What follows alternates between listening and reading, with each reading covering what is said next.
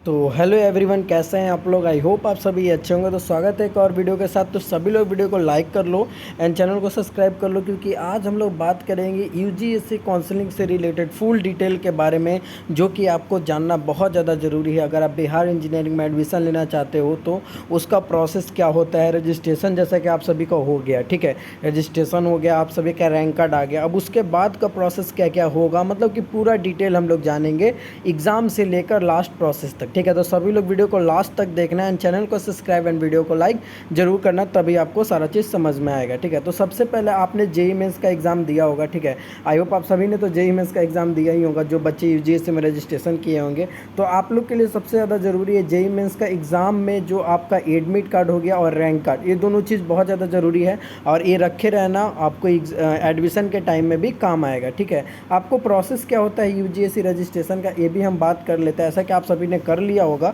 ठीक है। अब तो रजिस्ट्रेशन ख़त्म हो गया है, फिर भी मैं बता देता हूँ। स्टेप 1 में आपको रजिस्ट्रेशन करना है, दूसरा में पर्सनल डिटेल डालना है, उसके बाद अपलोड फ़ोटो एंड सिग्नेचर, फिर आपका क्वालिफिकेशन वहाँ पे अपलोड करना है कि 10th और 12 कहाँ से किए हो, कितना मार्क्स आया है, क्या क्या नहीं। स्टेप 5 में आपको सारा चीज़ पीछे वाला चीज़ देख लेना है कि क्या गलत भरे और क्या नहीं, ठीक है। स्टेप 6 में आपको पेमेंट करना है और फिर part A part B download करना है। तो रजिस्ट्रेशन के समय में आपने अगर पार्ट ए पार्ट बी नहीं डाउनलोड किया है, ठीक है बाबू, तो जाके अभी कर लो, क्योंकि ये मोस्ट इंपॉर्टेंट चीज़ है जो कि आपको एडमिशन के टाइम में काम आएगा। अब आपने रजिस्ट्रेशन तो कर लिया, फिर यूजीसी का रैंक कार्ड भी आ गया। रैंक कार्ड जैसे यहाँ पे 15 तारीख का डेट है, लेकिन 15 तारीख को नहीं आया था, ठीक है। रैंक कार्ड का जो डेट दिया गया था वो 25 तारीख को दिया गया था, 25, ठीक है, 25/6/2024 को आपका रैंक कार्ड आया है। तो 25 तारीख को आपने रैंक कार्ड जाकर डाउनलोड कर लिया होगा। आई होप सभी को अपना अपना रैंक पता होगा, ठीक है। अब उसके बाद जैसे आपका रैंक कार्ड आ गया, अब उसके बाद क्या क्या चीज़ें ज़रूरी है, ठीक है, क्या क्या चीज़ें ज़रूरी है, ये चीज़ हम लोग बात कर लेते हैं। ये कुछ डॉक्यूमेंट है जो कि आपका रजिस्ट्रेशन के समय में काम आता है, इसके बारे में हम लोग को जानने का कोई फ़ायदा नहीं है। देखो, जैसे ही आपका यूजीसी का रैंक कार्ड आ जाता है, उसके बाद आपका चालू होगा चॉइस फिलिंग, ठीक है। यूजीसी का चॉइस फिलिंग ये सबसे ज़्यादा इम्पॉर्टेंट पार्ट हुआ आप सभी का, ठीक है। आप सभी का इंजीनियरिंग कॉलेज में अगर आप एडमिशन लेना चाहते हो, तो जो भी इंजीनियरिंग कॉलेज में आप एडमिशन लेना चाहते हो, उसके लिए आपका ये सबसे इम्पॉर्टेंट पार्ट हुआ चॉइस फिलिंग। अगर आप चॉइस फिलिंग में किसी तरीके का गलती करते हो तो आपको कॉलेज नहीं मिलेगा। जैसे गलती क्या करते हैं बच्चे, जिनका 12,000 रैंक है, वो सिर्फ टॉप 10 कॉलेज चूज़ करके छोड़ देते हैं, जिनके कारण उनको उस टॉप 10 में कुछ नहीं मिल पाता है, ठीक है। और अक्सर नहीं मिलेगा भाई। टॉप 10 में तो अगर आपके कम परसेंटाइल है, मतलब कि 30 परसेंटाइल है, 20 परसेंटाइल है, और आपका यूजीसी रैंक बना है 10,000 13,000, तो आपको पॉसिबल ही नहीं है कि आपको कोई भी कॉलेज मिल पाएगा। मतलब कि चॉइस फिलिंग आप ढंग से नहीं करोगे तो और कोई कॉलेज नहीं मिल पाएगा, ठीक है। अब चॉइस फिलिंग के बाद आपका जैसे ही चॉइस फिलिंग कंप्लीट होता है, उसके बाद आपका फर्स्ट राउंड का अलॉटमेंट लेटर आता है।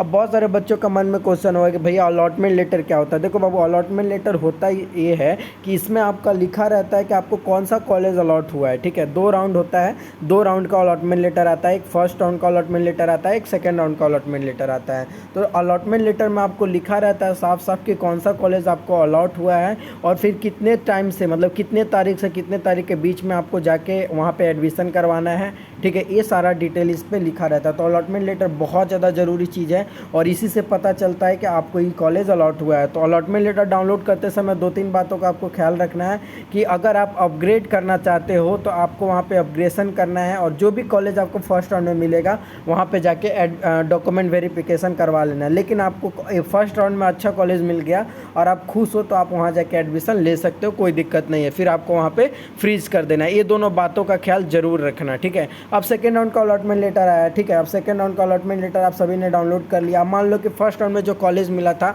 आपने उसको अपग्रेड कर दिया, अपग्रेड किया तो आपको फिर सेकेंड राउंड में नया कॉलेज मिल गया, तो आपको जाके वहाँ पे एडमिशन करवाना है। जब फर्स्ट राउंड में आप डॉक्यूमेंट वेरिफिकेशन करवाओगे तो वहाँ पे आपका एडमिशन फ़ी नहीं लगेगा। सिर्फ अगर आप एडमिशन करवाओगे तो एडमिशन फ़ी लगेगा, मतलब कि जो बच्चे अपग्रेड कर देंगे सेकेंड राउंड के लिए उनका एडमिशन फ़ी नहीं लगेगा, और जो बच्चे फ्रीज कर देंगे उनका एडमिशन फ़ी लगेगा। ये सब बातों का ख्याल आप ज़रूर रखना, ठीक है।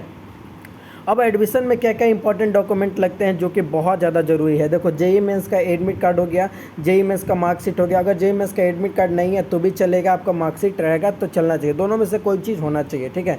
फिर आपका पासिंग सर्टिफिकेट होना चाहिए 10th और 12th का, फिर मार्कशीट होना चाहिए, फिर आपका क्या बोलते हैं एडमिट कार्ड होना चाहिए 10th एंड 12th का, ठीक है। उसके बाद आपका मार्क्स के नंबर क्या बोलते हैं पासिंग सर्टिफिकेट होना चाहिए, फिर मार्कशीट होना चाहिए, एडमिट कार्ड होना चाहिए, फिर आपका 12 का माइग्रेशन होना चाहिए, CLC होना चाहिए और कैरेक्टर सर्टिफिकेट होना बहुत ज़्यादा ज़रूरी है। तो ये सब सारी चीज़ें आपको आपके पास होना ज़रूरी है। फिर रेसिडेंशियल मतलब जाति आवासीय आय होना ज़रूरी है। अगर आप किसी कास्ट से बिलोंग करते हो जैसे SC ST से, तो आपका कास्ट सर्टिफिकेट होना चाहिए, ठीक है।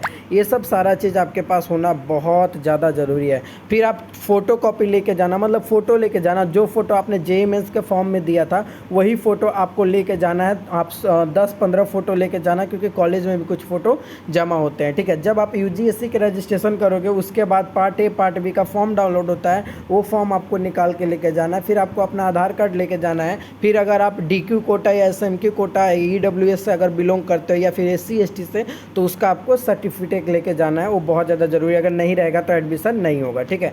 आप सभी को पता है UGSC का चॉइस फिलिंग डेट क्या था, 15 तारीख को था, ठीक है। 15 तारीख से चालू था 15 मई से, और 20 जून को ख़त्म हुआ है। और उसके बाद आपका एडिटिंग का डेट था 22 से 23 तारीख, और फिर आपका UGSC का जो रैंक कार्ड आया है वो 25 तारीख को आया। अब बात है कि चॉइस फिलिंग कब से आया होगा, ठीक है। देखो मे बी अप्रॉक्स 20 जुलाई तक आपका हो सकता है, ठीक है, कि आपका नोटिफिकेशन आ जाए कि चॉइस फिलिंग कब से होगा, फर्स्ट राउंड का अलॉटमेंट लेटर कब आएगा, सेकंड राउंड का अलॉटमेंट लेटर कब आएगा। तो प्लीज़ सभी लोग धैर्य रखें एंड वीडियो को लाइक एंड चैनल को सब्सक्राइब जरूर करें, क्योंकि ऐसा वीडियो और ऐसा इन्फॉर्मेटिव वीडियो कोई नहीं आपको बताएगा जैसे कि मैं अभी बता रहा हूँ। तो वीडियो को लाइक करो एंड चैनल को सब्सक्राइब करो। मिलते हैं नेक्स्ट वीडियो में, तब तक के लिए अपना ख्याल रखो, बाय बाय।